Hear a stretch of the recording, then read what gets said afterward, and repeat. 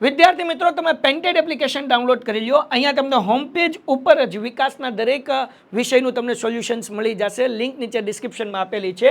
અને તમારા માટે ખાસ અમે લોન્ચ કરી રહ્યા છીએ રેપિડ રિવિઝન બેચ, જેની અંદર ગણિત, વિજ્ઞાન, સમાજ, ઇંગ્લિશ આખું રિવાઇઝ કરાવશું કે જેથી એક મહિનામાં તમે સરસ મજાનું રિઝલ્ટ ફાઇનલ એક્ઝામમાં લઈ આવો. અને સાથે માર્ચ મહિનામાં આપણે લોન્ચ કરવાનું છીએ પેપર સોલ્યુશન બેચ. તો હમણાં જ એપ્લિકેશન ડાઉનલોડ કરો. લિંક નીચે ડિસ્ક્રિપ્શનમાં છે. ચેનલ સબસ્ક્રાઇબ કરો. નમસ્કાર વિદ્યાર્થી મિત્રો, આજના વિડીયોમાં આપણે જોશું વાર્ષિક પરીક્ષા 2026 વિકાસ અસાઇનમેન્ટ ધોરણ 9 સમાજ વિભાગ બી ચેપ્ટર 13. પહેલો પ્રશ્ન, ભારતનું પૂર્વ ગોળાર્ધમાં મૂકાનું સ્થાન છે શાથી? પહેલું, ભારત દક્ષિણ એશિયાની મધ્યમાં હિન્દ મહાસાગરના શીર્ષસ્થાને છે.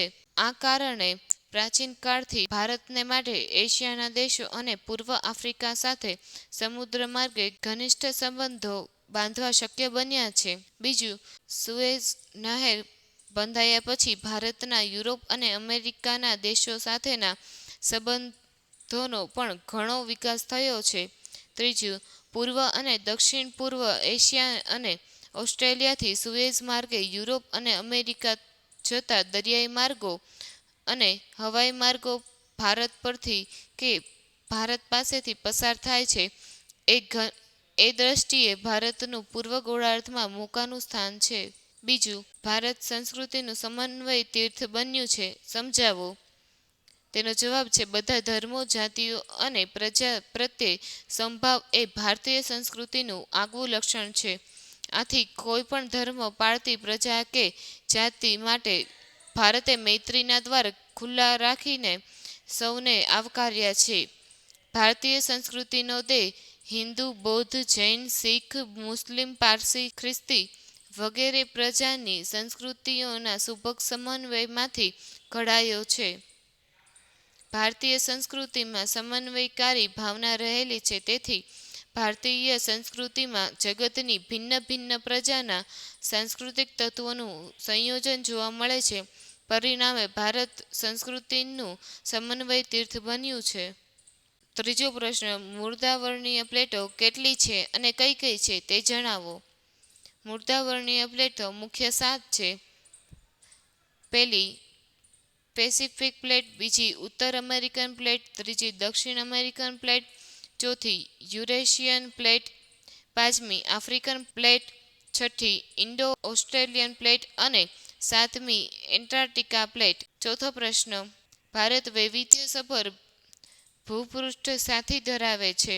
તેનો જવાબ છે, વિષુવવૃત્ત પૃથ્વીનું જે બે સરખા ભાગોમાં વિભાજન કરે છે તે દરેક ભાગ પૃથ્વીનો ગોળાર્ધ કહેવાય છે. વિષુવવૃત્તથી ઉત્તરે આવેલો ભાગ ઉત્તર ગોળાર્ધ અને દક્ષિણે આવેલો ભાગ દક્ષિણ ગોળાર્ધ કહેવાય છે. પાંચમો સવાલ, નીચેના શબ્દોની સંકલ્પનાઓ સમજાવો. પહેલી, ગોળાર્ધ. વિષુવવૃત્ત પૃથ્વીનું જે બે સરખા ભાગોમાં વિભાજન કરે છે તે દરેક ભાગ પૃથ્વીનો ગોળાર્ધ કહેવાય છે. વિષુવવૃત્તથી ઉત્તરે આવેલો ભાગ ગોળાર્ધ અને દક્ષિણે આવેલો ભાગ દક્ષિણ ગોળાર્ધ કહેવાય છે. બીજું, પ્રમાણ સમય. સમગ્ર દેશમાં કે બહુ વિશાળ દેશમાં ચોક્કસ ભાગમાં તેના મધ્યમાં કે મહત્વના સ્થળોનો સ્થાનિક સમય તે દેશના કે વિભાગના પ્રમાણ સમય તરીકે નક્કી કરાયેલો હોય છે. આ સમય દેશના કે વિભાગના બધા સ્થળોને લાગુ પડે છે. ભારતમાં એક જ પ્રમાણ સમય છે, જ્યારે કેનેડા અને યુએસએમાં 6 તથા રશિયામાં 11 પ્રમાણ સમય છે. Thank you. વિદ્યાર્થી મિત્રો, તમે પેન્ટેડ એપ્લિકેશન ડાઉનલોડ કરી લ્યો. અહીંયા તમને હોમ પેજ ઉપર જ વિકાસના દરેક વિષયનું તમને સોલ્યુશન્સ મળી જશે. લિંક નીચે ડિસ્ક્રિપ્શનમાં આપેલી છે. અને તમારા માટે ખાસ અમે લોન્ચ કરી રહ્યા છીએ રેપિડ રિવિઝન બેચ, જેની અંદર ગણિત, વિજ્ઞાન, સમાજ, ઇંગ્લિશ આખું રિવાઇઝ કરાવશું કે જેથી એક મહિનામાં તમે સરસ મજાનું રિઝલ્ટ ફાઇનલ એક્ઝામમાં લઈ આવો. અને સાથે માર્ચ મહિનામાં આપણે લોન્ચ કરવાનું છીએ પેપર સોલ્યુશન બેચ. તો હમણાં જ એપ્લિકેશન ડાઉનલોડ કરો. લિંક નીચે ડિસ્ક્રિપ્શનમાં છે. ચેનલ સબસ્ક્રાઇબ કરો.